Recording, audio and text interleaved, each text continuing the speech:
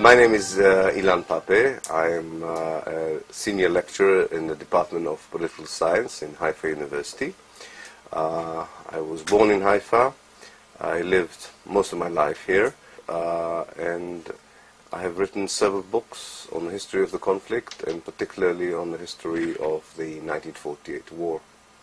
I started to be interested in Middle Eastern history in general as an undergraduate in Hebrew University. And through my BA studies in the mid-1970s, I met quite a lot of Palestinian students, and from them, for the first time, I think I heard that there's another perspective of the history of Palestine altogether. And that really pushed me towards doing some more focused research as part of my academic career. And I decided to go and do it outside of Israel in order to have a perspective from outside the country. And I went to England. I went to the University of Oxford, where I did a PhD, a doctoral thesis, with an Arab supervisor. One of them was Albert Hourani, the late Albert Hourani, and another excellent supervisor, Roger Owen, who today is the director of the Center for Middle Eastern Studies in Harvard University. And through them, I also started to have a more neutral, I would say, approach to the conflict.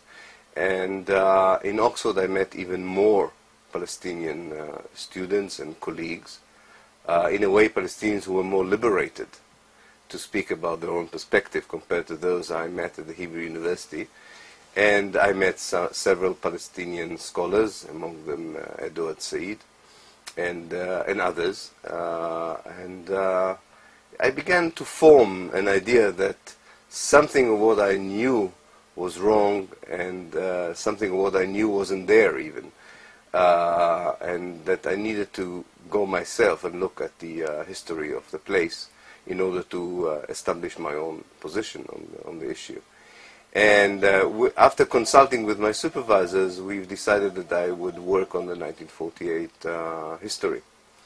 And I started by looking at the British policy in 1948, because I thought they disliked both sides to such an extent that that would probably mean that they had a more neutral position than the others on the whole situation.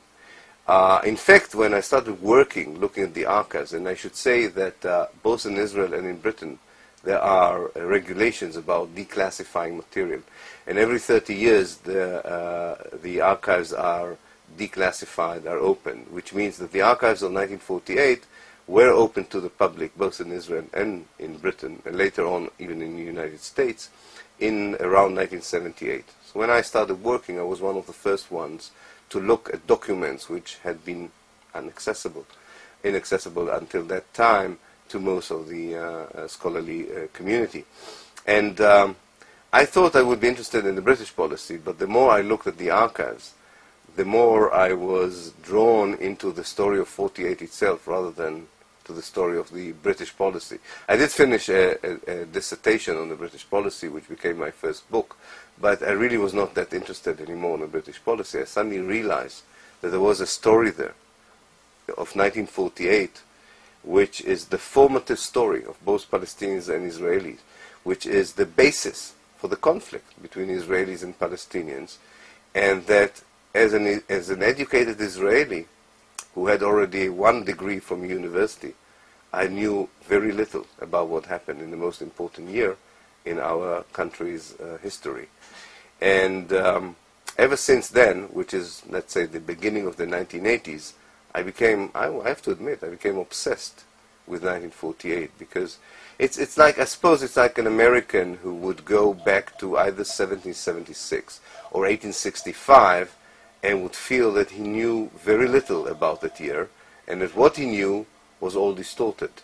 So it's quite a shock, it's a trauma in many ways, for whether you are a scholar or not a scholar, it doesn't matter. So what did I find that was so contradictory to what I was educated upon? I think that there was 3 major points about 1948 which for me were very crucial, and what I found totally contradicted what I learned and what I was told through the Israeli official educational system, through my service in the army, and through my general interest in history and politics. The first was that in 1948 we were brought up to believe in Israel that this was a war between a Davis and a Goliath. And because the Davis succeeded against all odds to win the 1948 war, it produced the myth of the invincible Israeli army, which meant the Israelis felt that they were Superman. And you can see how the same myth about the invincibility, the total superiority of the Israeli army affected the Israeli myth and ethos after 48. And you can see it even in the Hollywood films produced by Americans about how the Israelis are portrayed, and of course how the Arabs are portrayed because of that. So you're not only thinking that the Arabs are maybe primitive, mysterious people, they're also cowards and people who are usually have no chance of winning any kind of a battle. Now, I also remember seeing in one of the many atlases, many of the maps on the history of the conflict, that there was always this famous map of 1948. You had thick arrows coming from the Arab world and very thin, hardly discernible arrows coming from the Jewish side to enforce this idea of David and Goliath. Now, looking at the document, it was very clear that there was, at the beginning of the war, a parity in the number of soldiers on both sides. And very early on in the war, the Jews had the upper hand in terms of soldiers, ammunition, logistics, and so on. So that was one myth that we had to deal with. And for us, as Israelis, it was important, because it was not just a question whether we were superhumans or not, because there was a very normal explanation why we won the 48 war, which has nothing to do with David beating Goliath. But there was also, it was connected to the myth that Israel was on the eve of a second Holocaust, on the eve of extermination. It was not. And I say we because I learned later on that I was not the only one who worked on the issue. Benny Morris and other historians, later to be known as the new historians, worked more or less at the same time, and we all came to the same conclusions. And we found, or I found, that the leaders of the Jews in Palestine knew exactly the balance of power. So they produce an atmosphere of fear, saying that the Jews are under the threat of extermination in order to raise the mobilization, the commitment of the Jewish community in Palestine. But they knew, in actual terms, that such a danger did not exist. And again, if you think about the American public, it was very important to sell to the American public that Israel is constantly under the danger of being annihilated or exterminated, which blurs or obfuscates any American wish to look at the situation in a more balanced position. So that was the first point.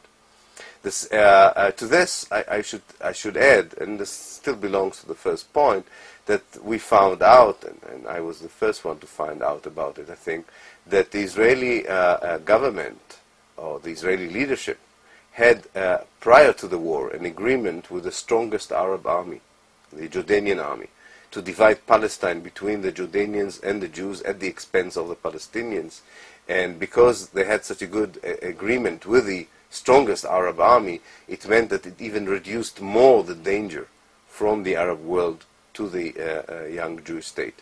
And that agreement to divide what used to be mandatory Palestine between the River Jordan and the Mediterranean, between the Hashemites, people who came from the Arabian Peninsula with the help of the British and created their own kingdom next to Palestine, and the Jews who came from abroad at the expense of the indigenous population, also had very far-reaching implications to my old concept of the conflict. So that was point number one.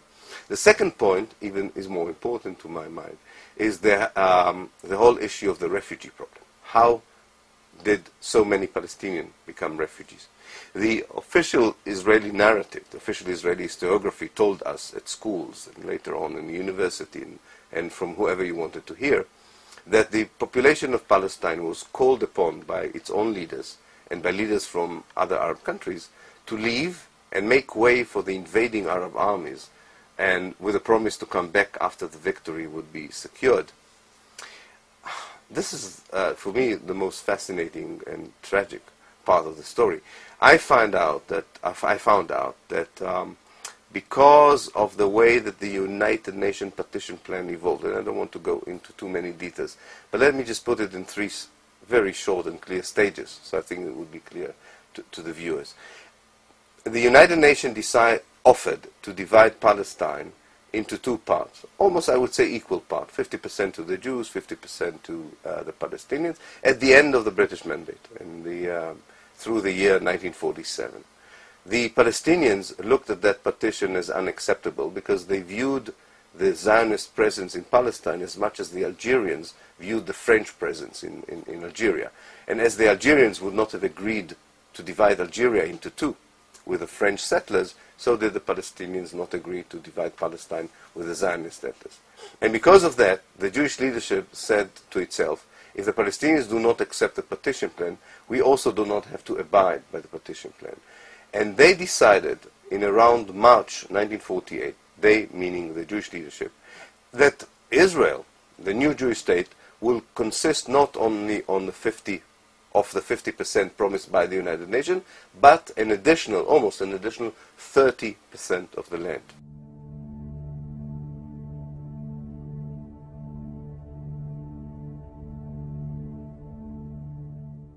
That is to say, 80% of Palestine, according to the Jewish perception, was to be the State of Israel, even before the war of 1948.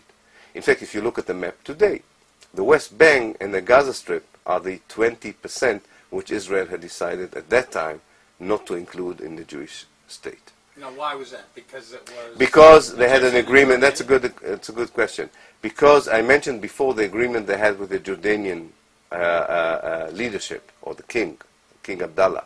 And in return for the Jordanian agreement not to attack the Jewish state, they were promised part of Palestine, which was the West Bank of today. The Gaza Strip is something that the Jewish leadership had not yet decided whether it wants such a large part of Palestine, such a part of Palestine which has had such a large number of Palestinians in it. Nobody knew beforehand that the Egyptians would occupy it.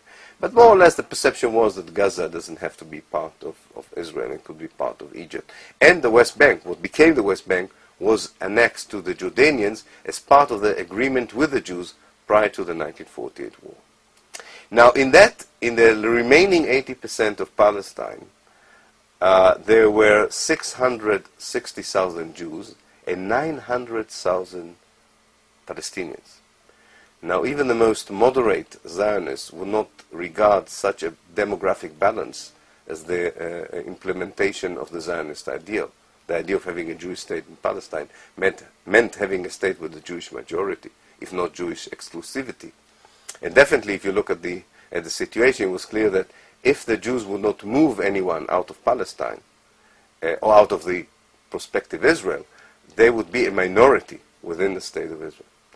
And on the 10th of March 1948, the Jewish military and political command have decided to cleanse Palestine, to expel as many Palestinians as possible out of the 900,000.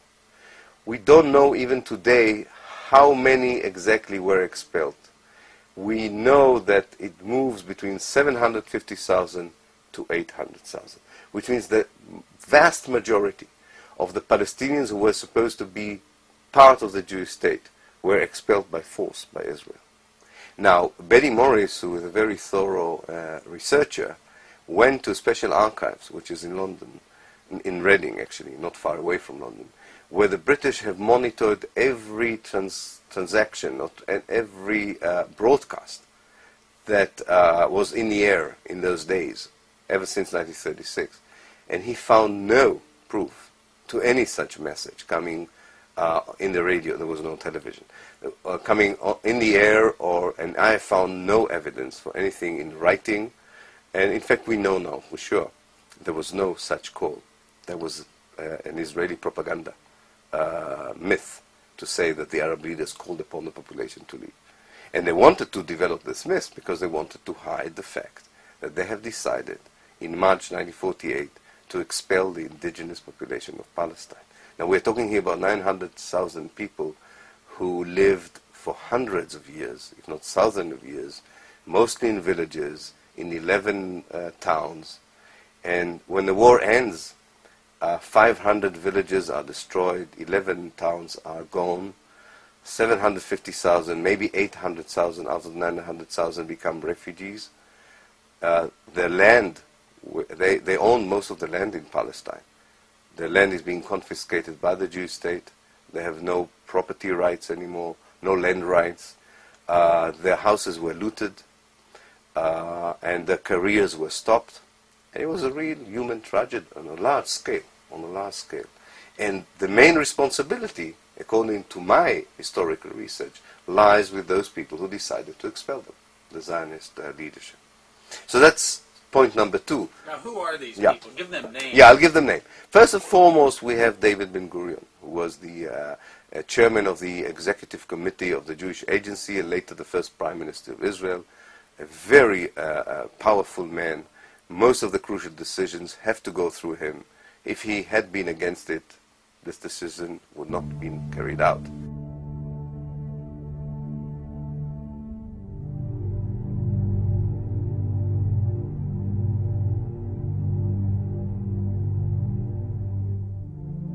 But he had people who supported him. Yigal Allon and Moshe Dayan. Very young generals. We're talking about the early 20s. Generals in their early 20s. But very eager to ethnically cleanse Palestine. Israel Galili, Eliezer Kaplan, who was a kind of a finance minister.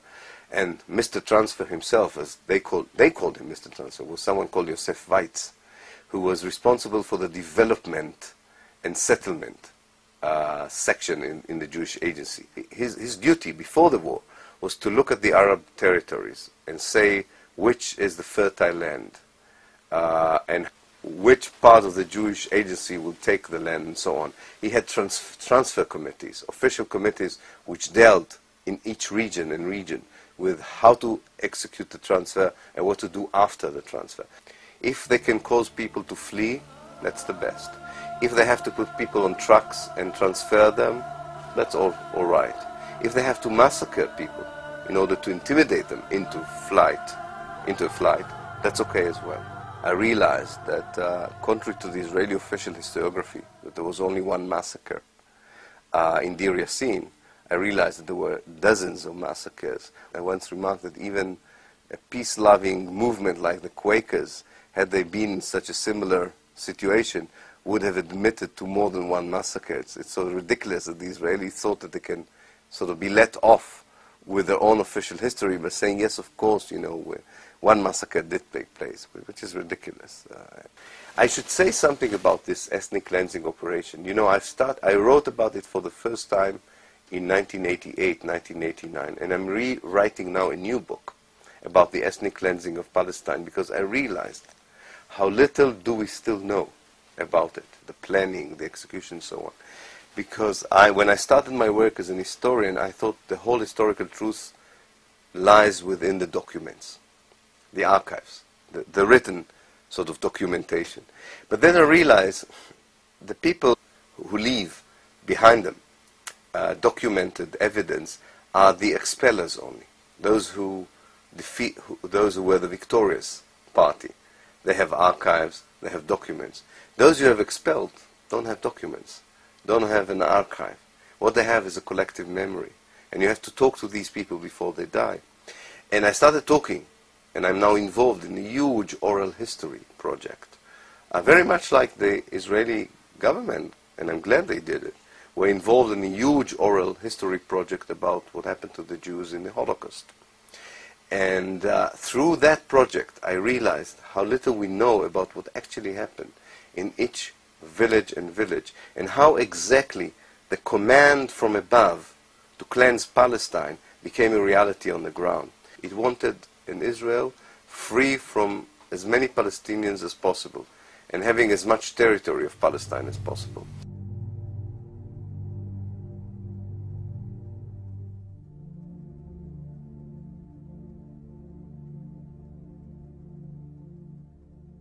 The third point, which is no less important, I think, than the other two, which contradicts the official historiography, the official narrative, is the whole story about the peace efforts after the 48 war. The Israeli official historiography is that the Israeli leaders, stretched their hand and waited for the Arab side to, to take the opportunity and conclude a peace treaty with Israel after the war of 1948. My own research found that actually it was the Arab side and the Palestinian side after 1948 that was willing to reach a compromise with Israel, according to United Nations guidelines, which were very simple: divide the land into two states, allow the Palestinian refugees to return to their homes, and you have to remember that most of the homes were still there in 48, and internationalize the city of Jerusalem. And in fact, the American administration at the time, President Truman's administration at the time, supported the Arab and Palestinian position, and even for a very short while exerted heavy pressure on Israel to accept what the Americans deemed at the time as a very sensible solution. And the Israelis refused to conclude a peace treaty under those terms. And then there was an election year in America, a different American administration, different American policy, and the opportunity for peace was missed, mainly because of the Israeli intransigence and extreme policies. So if I sort of lump together the 3 points of 1948, just to clarify it once more, I would say that the first myth, or the first point, has to do with the myth of Israel being on the eve of another Holocaust in 1948, because that would justify everything else Israel would do afterwards, in the war itself and after the war. Israel was not. And in fact, there was a chance for finding a different kind of a solution to the conflict in Palestine. But it was very useful for the Israeli government and later on for the Israeli cultural systems to produce this myth of Israel being on the eve of destruction. The second is that the 48 war did produce the Palestinian refugee problem, not because the Palestinian refugees fled voluntarily from Palestine, but because they were ethnically cleansed from Palestine. And the third point was that there was a chance for peace after 1948, and not because the Palestinian and the Arab side were the inflexible and refused to enter such peace negotiations, but on the contrary, because the Israelis were very happy with the results of the war, and they didn't see any need to go into negotiations which might change their or harm the achievements they had gained during the war. So that was the major revelations about 48. And I have to say and repeat it was not only my work. It's the work of that group called the New Historians. We're not that many, but 3 or 4 Israeli historians who were working at the time, at the same time, on the same archives, reaching the same conclusions or portraying the same picture about the past.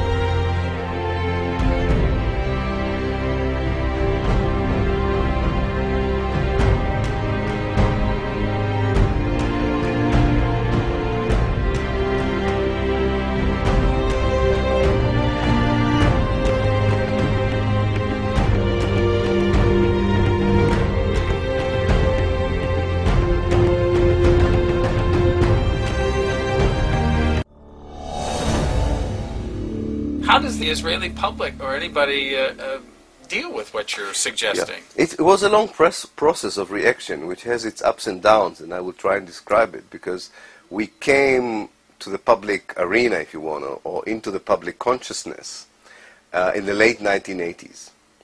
So let me just describe it sort of chronologically, because it hasn't ended yet, and I don't think there is a bottom line saying this is how the public received us. The first reaction was very suspicious, and it came through the articles in the printed press, in the electronic press, and there was an attempt to just push us aside by saying these are not professional historians, They work according to their ideologies, and they are at best ignorant and at worst agents of the PLO.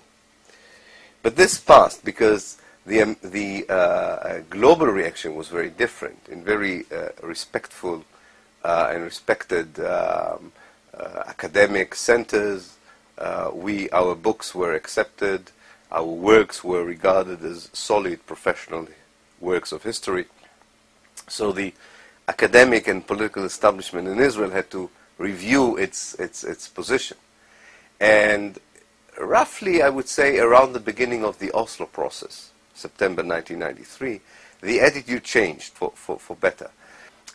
In the sense that more people than before in the media, in the academia, in the educational system, not so much in the political system though, started accepting at least part of what we were saying. Maybe not the whole picture, maybe not every interpretation we gave to the facts about 1948, but the skeleton of the story, and the knowledge that we were deceived as Israelis for many years. This was very clear, and a heated debate started in the electronic media, in the printed media. It was quite public, and it's a small country. Now the debate reached its peak or was still at the highest level of public attention as long as the peace process continued, because it was very relevant to the peace process. In fact, at one point there was a huge public debate between what can be called the old historians, that is, the historians who produced the old narrative, and the new historians in Tel Aviv University, which brought more than 700 people into the debate, which in Israel, which is a small country, is a huge number of people that would bother in the evening to, instead of watching television, whatever, go and hear an historical debate. And that was a very lively debate, and I think it really, many people, even who didn't agree with us, agreed that we did something very positive to the Israeli academia and to the Israeli research. Now, at the end of that debate, I would say, in the end of the 1990s, before the peace process collapsed, I can point to three sort of examples which show how far we went in our influence, let's say, or in the reaction to our findings.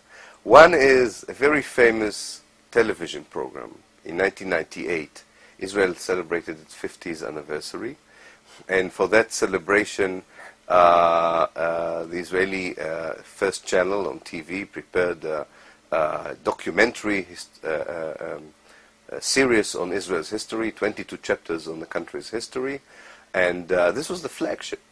And in that program, the first chapters dealt with 48, and you could see the influence of our work on the official narrative the Israeli documentary adopted here, that Israeli TV documentary adopted it.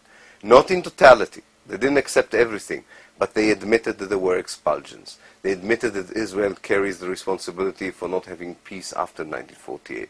They did deal with the myth that Israel was not alone, as it is portrayed in our school books before 48, and it was quite impressive. So that was one example. The second example were textbooks prepared in those years for the Israeli educational system, which, where I call it, were peppered with our ideas, meaning that substantially they have not changed, or fundamentally they have not changed. But here and there you could see reference in official textbooks for the Israeli school children that were a bit different from the official version. The third one is an interesting story. It has to do with the way that the politicians were using our work. And the Israeli delegation in the Oslo process, in the very beginning of the Oslo process, encountered a lot of problems of trust from the Palestinian side. The Palestinian delegation did not believe the Israelis that they have changed fundamentally their positions on the refugees. So the Israeli delegation produced our works to show them that, you see, there is a new intellectual trend in Israel, and definitely we're thinking differently. Interestingly, in the Camp David Accord in the summer of 2000, it were the Palestinians who produced our work to show the Israelis that they are retreating on their previous promises to go much further than they actually did in the summer of 2000. So let's say the year 1999, before the total collapse of the peace process, I could move around this university feeling that I have some influence on the educational system, maybe even on the political system, definitely on the scholarly community, and even the university treated me as persona grata, someone, I always say that in those years when there were delegations coming from abroad, either to contribute money or, to take interest in the university, I was always a welcome speaker in those events as far as the university public relations division is concerned. And I mention it because I want to show how the wheel has turned 180 degrees. Now came October 2000, the outbreak of the second uprising, the Intifada, a total change in the general Israeli public mood about peace, about the Palestinians. And the books that were prepared under the influence or inspiration of the new historians were taken out of the educational system. Any television program that dares even to hint to a critical point of view is taken off the screen, and my own position becomes very precarious in the university. It became even worse because my main colleague in the group of new historians did a kind of a mea culpa, Benny Morris, and he said that he was wrong to accuse Israel of war crimes or doing something wrong in 48. In fact, Israel had the right to transfer the Palestinians and has the right to do it again should it feel threatened. So I was, and I think the net result of that reversal of public opinion was that my own university tried to expel me and did not succeed. And now when all these foreign delegations come from abroad to the university to contribute money or to take interest in the university wants to make sure that I'm not in a campus. 5 years ago they were looking desperately to find me, that I could talk to these people and show the pluralism of the university. Now they want to hide me because I embarrassed them with my positions and ideas. So it shows you that there is a kind of ups and downs. I think the beginning was very suspicious, very hostile. Then there was a period of opening, and in a way it's like the Israeli public was opening the new book that I was offering, I and others were offering them, looked at the book and were terrified with what it meant for them. Because so many of them felt, wrongly by the way I think, but they felt that if I'm right, they have serious doubts about their moral right to be here. And I think that's what really terrifies them. They don't want to deal with it. They rather want to go back to their own idea of morality, which is if you are powerful and strong, then you're also morally right. If I succeeded in expelling someone, it means he was wrong. I don't want to go into the question whether what does it mean, this expulsion? What does it mean that the victims of the Germans were victimizing others? What does it mean that the survivors of the Holocaust were creating such a terrible catastrophe for the Palestinian people? They don't want to deal with these questions. I feel that they will. We'll probably talk about it a bit later, but I feel they have to deal with it. How do your students react over this whole period? Give me a little bit of their reaction Good. then and how that changed. Good. It hasn't changed that much, but there's a difference between two groups of students. The undergraduate students who are not sure yet what they will do in life, definitely are not sure whether they want to embark on an academic career or not, are very supportive, are very receptive. Most of them, of course, didn't live through the 48 period. They know that something is wrong and that the solutions that are being offered to them do not work. So, and they find it a refreshing approach. So I'm very popular with the young students. I call them young, I mean in the sense that they are undergraduate. The postgraduate students, those who go for a second degree or third degree, who already made up their mind that they want to become professional academics, are very worried that any association with me would affect their careers. It means that, like good academics, the moment they really become professionally, they lose their moral courage and integrity. One of my students, although he was not directly a student of mine, wrote a dissertation not under my supervision. In fact, I suggested to him not to be supervised by me because I knew it could spell trouble. And very naively worked with a very sort of mainstream historian in this university. And he looked thoroughly at what happened to several villages during the 48 war. And he used what Israeli historians do not like to use. He used oral history as well. He started interviewing Palestinians who still survived from that period. And in one of the villages, a huge village, which is gone now, not far away from where we sit in Haifa, the village of Tantura, he heard from all the survivors and from some of the Jewish soldiers who participated in the occupation of the village that a terrible massacre took place there. In fact, one of the biggest massacres in 48. And he wrote a dissertation very carefully, saying these are witnesses, both them and the Jews insist that the massacre took place. So he said, I cannot say exactly how many were killed. I'm not preparing a legal suit against those who massacred. I'm just saying that in collective memory of Palestinians and Israelis alike, there is one massacre here. We should wait and maybe one day even get fuller evidence about it. And the examiners liked the thesis, and rightly so, and gave him one of the highest grade ever given in Haifa University to a master dissertation. The soldiers who represent the veteran association of that unit sued him in court. And even before the trial began, he started to regret his own involvement because it was accompanied by many telephone threats to him and his wife.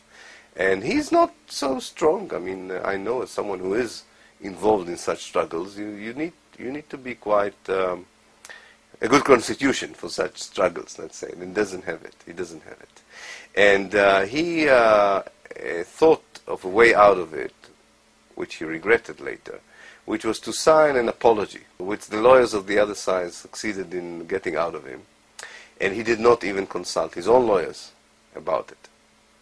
12 hours after he did it, he realized that this was stupid, and he should go to court and defend his findings because he believed in his findings. But the court already said, this is it. You cannot retract on a retraction. I'm not a legal expert, so I don't know if it's true or it doesn't matter. It meant that there was no trial. But ever since that episode, he continued very forcefully saying that a massacre took place. And that's where I got in. I decided to do my own research. I also find documents. I went to the archives. And I wrote articles in English, in Arabic, in Hebrew, every language, claiming A, that there was a massacre. I'm convinced. And second, I asked the soldiers to sue me. Because I said, I'm willing to go to court. I can prove to you that there was a massacre. Now, of course, the soldiers did not sue me, and haven't until this very day. But the thing is that the university decided to disqualify this poor student, although he stood behind it. And they first told him he has to revise the thesis, because an inquiry commission discovered that here and there he misquoted some of the interviews, which every historian does, especially an MA student. But anyway, they found it, and he could correct it. So he corrected it. But after he corrected it, they disqualified him again. And this was really a campaign of harassment towards the student. And because I openly criticized the university on this issue, the university started to persecuting me and prosecuting me as well. It came to a disciplinary court. But luckily, there was such an overwhelming international pressure on the university that the procedures against me were suspended. There's another chapter in this saga, so to speak. And I'm not telling this story because of my own predicament. Compared to my colleagues in the occupied territories, my colleagues in the universities in the occupied territories, there's no comparison. It pales in comparison to what they're going through. But it's part of the same picture of the demise of Israeli democracy, the demise of respect for basic human rights and civic rights. So before the saga, I should say that after the events or after the failed attempt to expel me, I'm being boycotted in this university. I cannot participate in seminars. I mean, this is conferences, symposia, not officially. Nobody would admit to it officially, but let's say the Department of History wants to organize, and this has happened. They want to organize a conference of the 1948 history, and they invite me, and they publish the fact that I would be one of the speakers. Immediately the authorities would call them to take my name out. And I think the most, and I will email you one of the responses to that boycott, by someone who doesn't like my views, and definitely not on my side, but he rightly said so, that the most terrifying thing of what happened to me is not what happened to me, but the fact that nobody of my colleagues have stood against what they did to me. And knowing from Germany, they could be next. They could be next. I mean, it was amazing. It was less the stupidity of the management here, that they decided that they can, chase me out. It is the fact that you have 600 university lecturers, and not one of them came out and said, come on, you can't do this. You may not like his views, but you can't not in a normal university. You don't do this, and then you claim that Israel is the only democracy in the Middle East. You can't do this. And anyway, they have, and it goes on.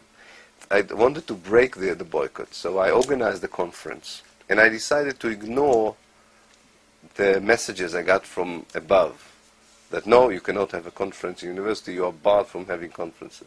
I went to the administration and I booked a room. Now, as you know, universities, there is the different wings, and nobody knows what the other. I'm a lecturer. I ask for a room. I get a room. Okay. So I published the fact that I have a room and I'll have a conference. And the conference was about the historiography of the 1948 war. I get there with the speakers, and quite a large crowd, not too large. And there are 10 security people with pistols and walkie-talkies. And I went there with my wife, and the chief security officer in the university pushes me to a nearby room in front of my wife and my other colleagues. I was shocked. They'd never seen such a thing in Haifa University. He hands me a letter, a personal letter, from the president of the university, prohibiting me to have the conference because it's a severe breach of the of the university codex, which is ridiculous because the codex allows a lecturer to have a conference, and that I would not be allowed, and the room is blocked, and the security guard would make sure that I would not have the conference. And just before they pushed me into a room, the security officer informed the president in the walkie-talkie, we caught him. As if they've caught Osama ibn Laden, we caught him. He cannot have the conference. And then we reached the following agreement, that I would sit in the cafeteria with my guests, and provided I do not stand up, or not elevate myself, this would not be a conference.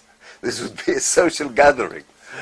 And this is more or less the situation nowadays. So it gives you and again, I'm not telling this because of my own personal predicament, because it's an indication of the level of freedom of speech and freedom of academic freedom in Israel in these times.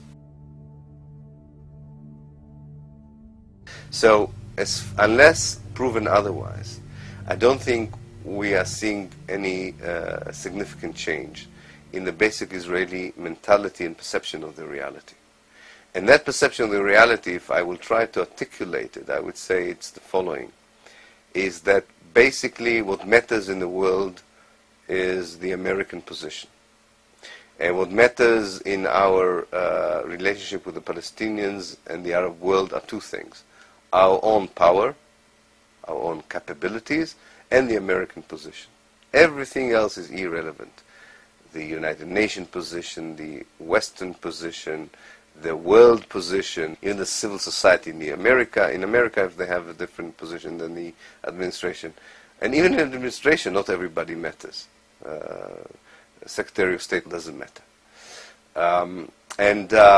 Because of that combination, that we are still very powerful militarily, and because the people who matter are behind us, the American administration, we in fact can do whatever we want in our relationship with the Palestinians. And what do we want in our relationship with the Palestinians? We want by force to impose a solution that caters to our interests and needs. And what we want is to annex parts of the West Bank so that we can include the major settlement blocks in it, so that we won't have to go into an internal civil war. They don't mind if you call the other half of the West Bank a Palestinian state. I think they would like to push the Palestinians from the part that they annex to the part that will become a Palestinian state. Anyway, they don't think the Palestinian state would survive. Definitely they don't want to talk about any reasonable solution to the refugee problem or the Jerusalem problem. And they think that with time, power and force would impose the solution in such a way that it would become part of the Middle Eastern reality. Now, they also think that they have all the right to deal very forcefully with the Palestinians inside Israel. If they would show even the slightest ideas of autonomy, or they will show a collective will to act so as to change the present situation. As for the, what shall we call them, the silent majority, those people who, I'm not sure they're not showing interest. I think it's true that on one level, many of them find life more harder than previous years because of the economic crisis. It's true that many of them find politics repugnant. In a way, it's something they don't want to deal with. But the principal reason why the Israeli political system can go on with the same policies is because that silent majority also harbors certain images and perceptions of the Palestinians as well. I think Israeli Jewish society is a racist society. It dehumanizes the other Arab, and definitely the Palestinians. This is something that they suckle from a very early stage in their life. It's part of the socialization, part of the educational system in Israel. From cradle to grave, you get a certain message about who the Palestinians are, how should they be treated, and that's, in a nutshell, it's a very dehumanized way of looking at the Palestinians. And if you dehumanize someone, you can look at a TV and watch people are being killed, babies being killed of the other side, and not at all get excited or ask yourself. I'll give you one example. There's a unit in the Israeli army which belongs to the spokesperson of the army. And their job is to go and film for the army's propaganda. And I have a soldier who serves there, he's one of my students. And he told me that when they really are doing a good job, they get a certain perk. They get some sort of special prize. What is the prize? Is to get from the army, in slow motion, the film in which the Israeli Air Force dropped a bomb of 1,000 kilos on the residential area in Gaza, which killed a lot of children and women in order to kill one terrorist.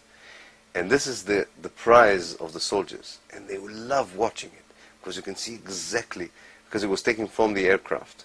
So you can zoom on the destruction, on the killing. This is the kind of mentality and reality which allows people to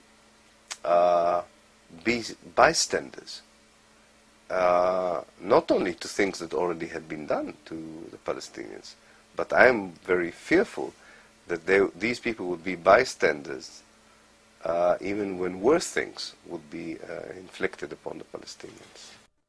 I made a few years ago a film which actually followed the lecture tour I gave in Britain.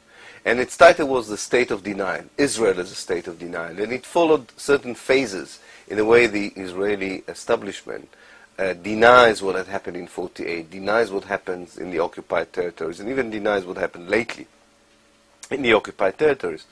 And the film was very pessimistic, and I felt that. It was very dark in a way. But I finished it in a more optimistic tone. I said to the viewers there that, you know, I showed you in the film how much is invested in Israel in denying, in making sure people do not know. Which means that they think that if people would know, they would react very differently. They were probably, out of their Jewish history, out of their personal morality, would say, not in our name. We don't want to hear about it. It's very convenient not to know. But if you start to know, you start to be troubled and you react. So I think that I'm optimistic. In time, people would know. It's a matter, first of all, that people do not know. And when people would know, there is a chance for a different reaction. So my guess is that people are not indifferent. People are very happy with not knowing. It serves very well the government. You know, they're trying now to put out of the television screen CNN and BBC World Service because they know how easy you can get here in Israel. Because they know how easy with zapping you can get it by mistake to CNN. And God knows, I mean, we know CNN, we know BBC World Service. It's not the proper Palestinian television broadcast. But just even that terrifies them, that people would see it a little bit more neutral. It's tragic, it's discouraging, but on the other hand, it's very encouraging. Because it means that they know that the reality is so obvious now. What can justify 3-5 tanks going through a village and just destroying it, for whatever reason, and killing of children and women? Nothing. And they know it. So they'd rather not deal with the explanation, they'd rather not show the pictures. We have to understand, Israeli viewers see very little of what goes on in the occupied territories compared to viewers outside. And now that the Israelis have started killing journalists and intimidating the others, probably the world at large will see less what is going on inside. So coming back to your major question there about people being indifferent, I'm not sure they're being indifferent. I sort of give fine-tuning to that definition. They live in denial and are oblivious to what's happening because someone makes sure that they will remain in that situation. I think that exposing the reality for what it is something which eventually even start a movement of opposition inside Israel. I think it's very, very important because the Israelis, and most of the Israelis are decent people. If they start judging their own actions and the actions that have been done in their names according to universal human values, they will not be able to look at the mirror. I have an article which is called Breaking the Mirror. And I wrote in that article saying that the Israelis still have mirrors installed in their homes where they don't see their own reflection. They see a poster, and I want to break that. How do you get the Israeli public to get this? I think that there are two ways of doing it. The best, but the less feasible, unfortunately, in these circumstances, is that people who are in the center of disseminating information, journalists, academics in Israel, who know, would start telling the truth and will be less afraid about the personal consequences of doing it. And the more there will be of them, the less dangerous it would be for them anyway. Therefore, I think people in those areas should understand that there is a price tag attached to such a thing, and I think this will work. There has to be a very strong outset pressure. And therefore, I called upon the world academia to start judging and criticizing Israelis who are not, Israeli academics, who are not fulfilling that role very severely. Not invite them, disinvite them, not come to their conferences, boycott them. Because people should understand this is the only way of conveying the message. And this is a very powerful message that everyone individually can pay a price for taking such even an active role, a passive role, in allowing its own country and system to execute or continue to execute a reign of terror and intimidation in the occupied territories. Where does Israel go, and where does Zionism go? Absolutely. I think what would happen is something that already started happening, but it would be accelerated, is that the Israeli Jewish society, leaders and people alike, would reach a juncture from which they can turn either right or left. They won't be able to move ahead which means to continue with the oblivion and the denial. And it's a big question where they would move to. And now let me describe the two options. One is to move towards a country or a state that will be based more on international values such as democracy, liberalism, freedom of rights, freedom of human rights, civic rights, and so on. In other words, a society which would lower the fences between itself and the neighbors, recognize that they are part of the Middle East, recognize what it means really to have democracy, be more blind towards race, color, nationality, and religion, which they are not today. That's one option. And the other option is to go to the right, to build higher walls between Israel and the rest of the world, because they know about the reality now. Give up altogether the whole idea of democracy or liberalism, freedom of right, human rights, civic rights. Create a kind of a theocracy, like Iran, based on a very strict interpretation of the Jewish halakhic law, and sort of hope that God and maybe a similar regime in America would make sure that the Jewish state would survive forever and forever. Now, we are conducting surveys here in this university about these two options for years, and unfortunately, so far, the majority of the Jews, if they stand theoretically in such a juncture, prefer the theocracy, what I call the lotocracy, the theocracy of the zealots. They prefer the theocracy to the democracy. Well, it seems consistent with the wall that's going through the West Bank. I mean, absolutely. If there was ever an example of your turning right there, that's a perfect example. That's a perfect example. However, I'm an historian, so which means I have a more long-term perspective on life.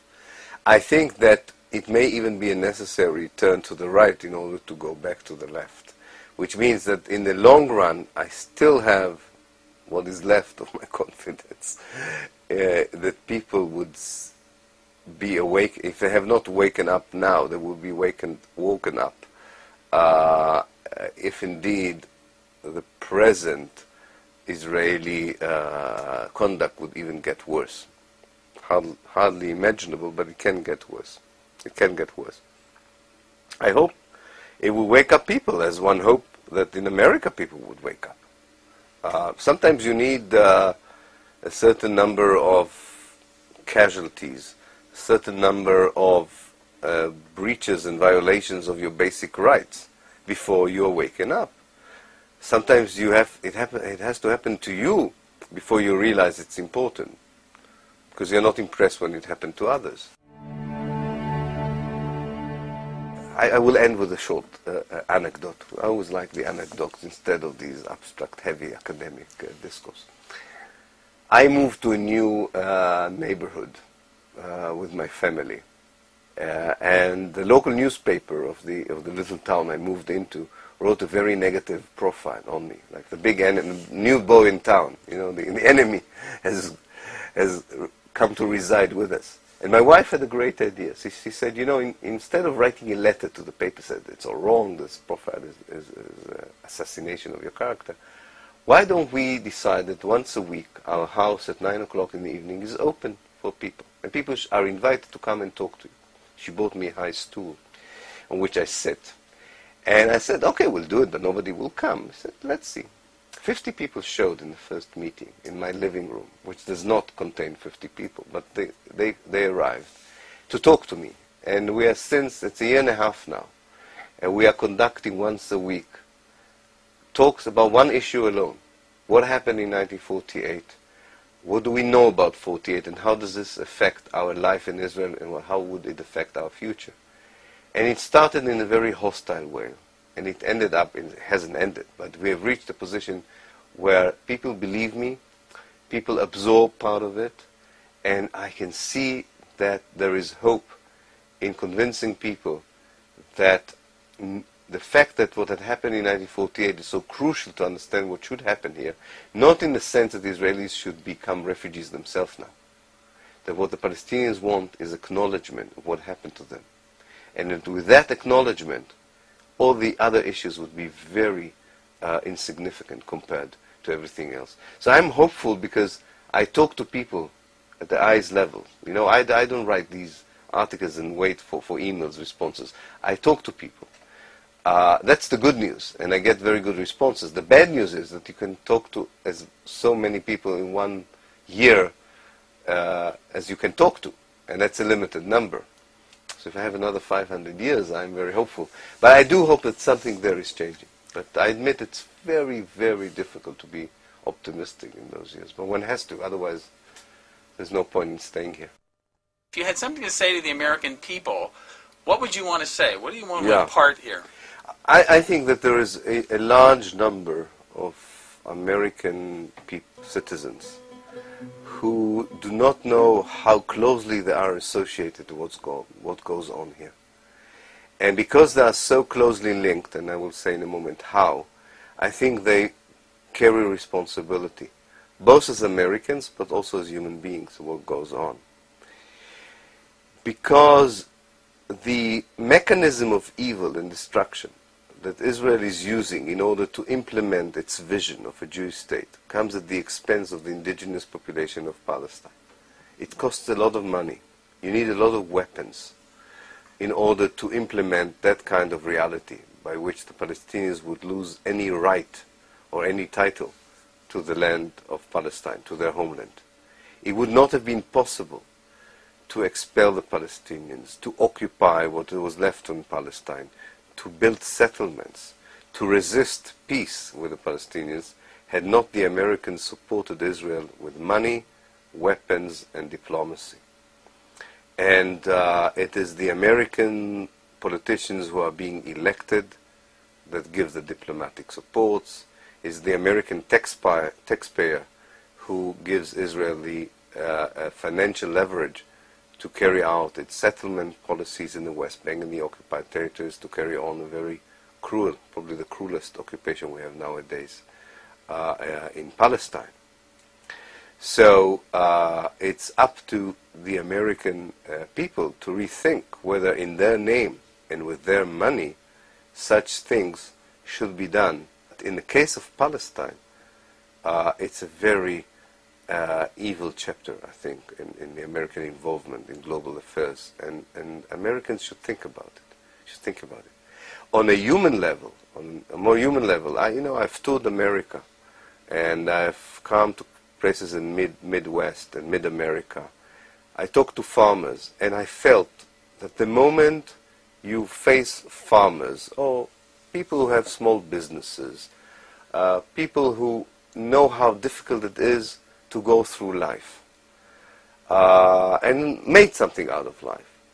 The moment you explain to them that this basic elementary right is denied to Palestinians, and had been denied to Palestinians ever since 1948, and most of them were farmers, I think you find how people sympathize, how people immediately sympathize with the Palestinian farmer that had been expelled in 1948, with the Palestinian shopkeeper who had been expelled in 1948, with the Palestinian student who has been denied from his university.